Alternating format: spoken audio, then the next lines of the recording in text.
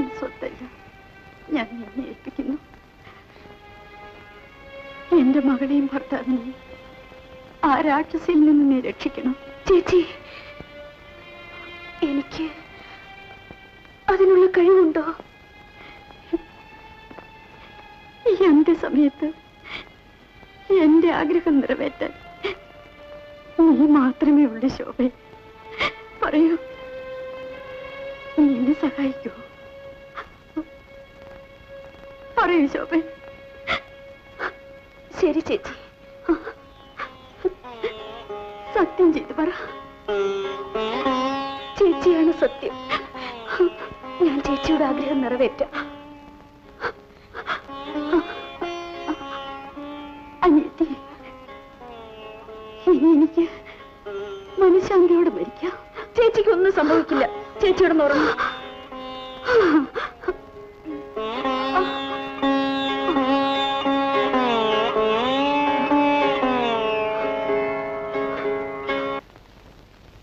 ദൈവമേ, എന്റെ ചേച്ചിയെ രക്ഷിക്കണേ.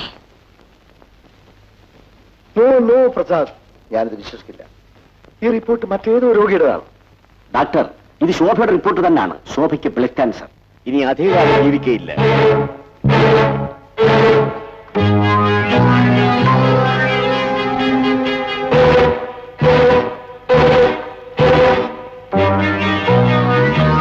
ശോഭ പരമാവധി 6 മാസം ജീവിക്കാം, അത്രമാത്രം. ഡോക്ടർ, ഞാനിതെങ്ങനെ ശോഭയോട് പറയും? അവളെ പ്രാണനെ പോലെ സ്നേഹിക്കുന്ന അച്ഛനമ്മമാരോട് പറയും. We can only sympathize with her, doctor, but we cannot change her destiny.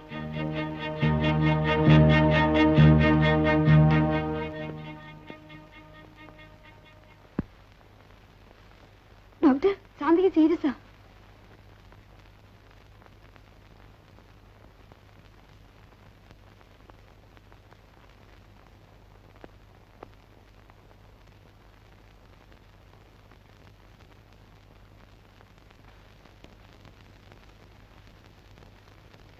ശോഭേ,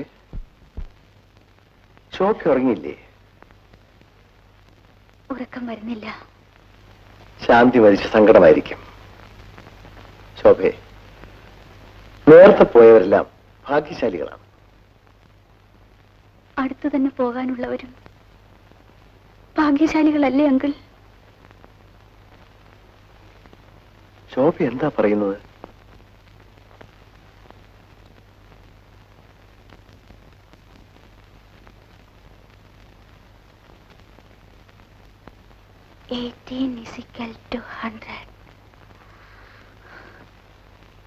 അതെങ്ങനെ? ഒരു മനുഷ്യന്റെ സാധാരണ ആയുസ് 100 വർഷം. പക്ഷേ 18ാമത്തെ വയസ്സിൽ മരിക്കുന്നു.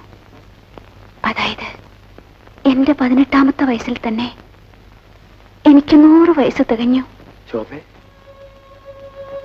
Uncle, you really sympathise with me, but you cannot change my destiny. എന്റെ വിധിയെ നിങ്ങൾക്ക് മാറ്റാൻ സാധിക്കുമോ? അപ്പോ നീ എല്ലാം അറിഞ്ഞു? നിങ്ങളുടെ സംസാരം എല്ലാം ഞാൻ കേട്ടു. മനുഷ്യനായി ജനിച്ചാൽ ഒരിക്കൽ മരിക്കണ്ടേ അങ്കിൾ? പക്ഷേ എന്റെ ജീവിതം ഇത്ര പെട്ടെന്ന് അവസാനിക്കുമെന്ന് ഞാൻ കരുതിയില്ല. എന്ത് ചെയ്യാൻ? നല്ലവരെയാണ് ദൈവം നേരത്തെ വിളിക്കാറുള്ളൂ. നല്ലവരെ വേദനിപ്പിക്കുന്നത് ദൈവത്തിനൊരു പ്രത്യേക സന്തോഷമാണ്, അല്ലെങ്കിൽ ഇനി അങ്ങനെയൊന്നും ചിന്തിക്കാതിരിക്കുകയാണ് നല്ലത്.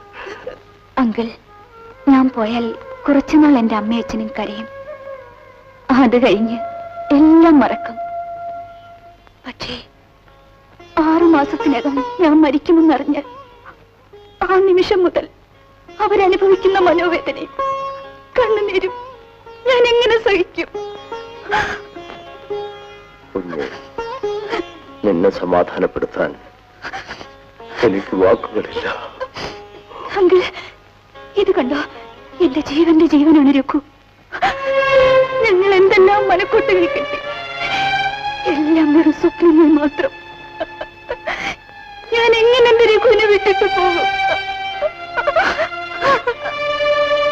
എനിക്കെന്തെങ്കിലും പറ്റിയാൽ വേറൊരു വിവാഹം കഴിക്കുമോന്ന് ഒരു ദിവസം നേരം പോക്കിന് ഞാൻ രഘുവിനോട് ചോദിച്ചു. അപ്പോ രഘു എന്താണ് പറഞ്ഞതെന്നറിയാമോ?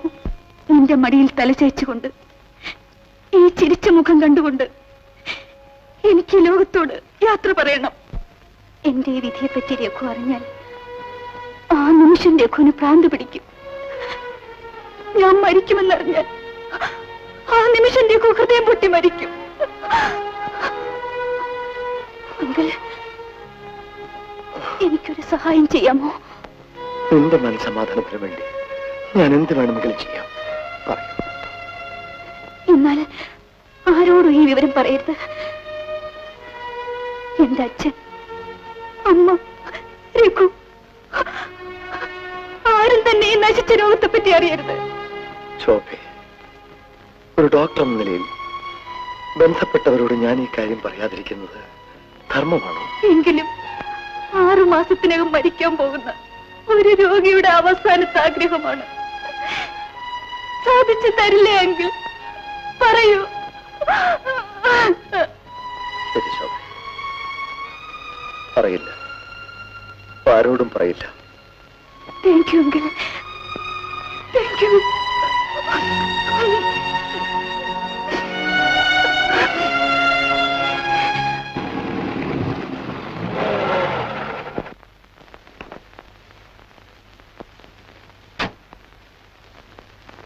കുഞ്ഞെ, കുഞ്ഞെ, വീടെത്തി.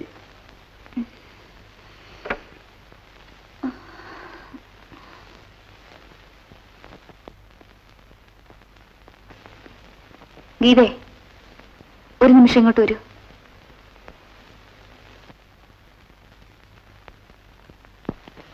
നീ സോമന്റെ കൂടെ ഇങ്ങനെ വെളിയിൽ പോകുന്നത് ശരിയല്ല. അത് ഞാൻ നോക്കിക്കോളാം. സോമന്റെ സ്വഭാവം നീ വിചാരിക്കുന്നത് പോലെ അത്ര നല്ലതല്ല. മഞ്ഞപ്പിത്തമുള്ളവർക്ക് കാണുന്നതെല്ലാം മഞ്ഞയായിട്ട് തന്നെ തോന്നും. എങ്കിലും തെറ്റ് കണ്ടാൽ പറയാനുള്ള അവകാശം എനിക്കുണ്ടല്ലോ. ശരിയും തെറ്റും തിരിച്ചറിയാനുള്ള അറിവ് എനിക്കുമുണ്ട്. ഗീതേ, നിന്നോട് തർക്കിക്കാൻ ഞാൻ ആളല്ല. നിന്റെ ഭാവിക്ക് വേണ്ടി നല്ലത് പറഞ്ഞതാ.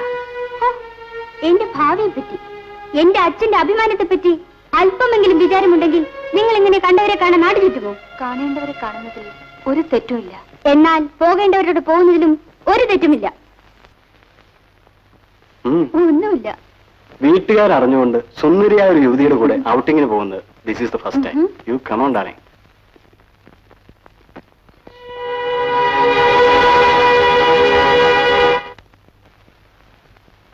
നീ എന്താടാ എപ്പോ നോക്കിയാലും ഒരു എഴുത്ത്?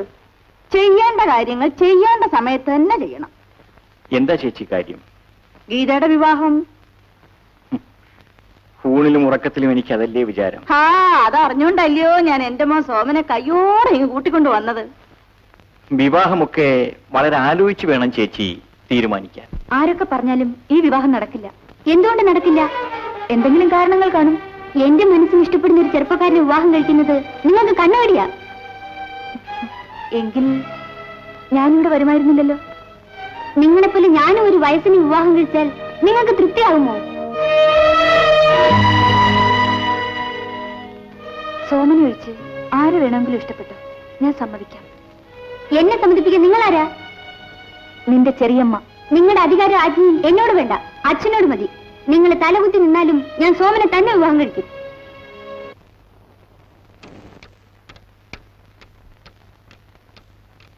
എടാ ദാമോദര, നിന്റെ മെമ്പർന്നവരെന്തിനാണ് ഈ മീറ്റിംഗ് വിളിച്ചു കൂട്ടിയിരിക്കുന്നത്? അമ്മാവി പുതിയ രാഷ്ട്രീയ പാർട്ടി ആരംഭിക്കാനായിരിക്കും, അല്ലെങ്കിൽ എന്റെ അമ്മയുടെ പേരിൽ അവിശ്വാസ പ്രമേയം പാസ്സാക്കാൻ.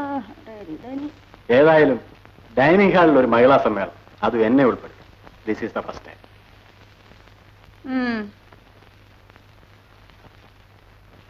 നിങ്ങളോടെല്ലാം ഒരു പ്രധാനപ്പെട്ട കാര്യം പറയാനുണ്ട്. അത് കാപ്പി കുടിച്ചിട്ട് പറയണോ അതോ ഇപ്പൊ പറയണോ? പറയാനുള്ള എന്താന്ന് വെച്ചാൽ അങ്ങോട്ട് പറഞ്ഞു തോലയ്ക്ക്. കാപ്പി കുടിക്കണോ വേണ്ടെന്നുള്ളത് ഞങ്ങൾ തീരുമാനിച്ചോളാം. ഈ ബംഗ്ലാവും ഇതിനോട് ചേർന്നുള്ള മറ്റെല്ലാ സ്വത്തുക്കളും എന്റെ ഭർത്താവ് എന്റെ പേർക്ക് എഴുതി വെച്ചിരിക്കുകയാണ്.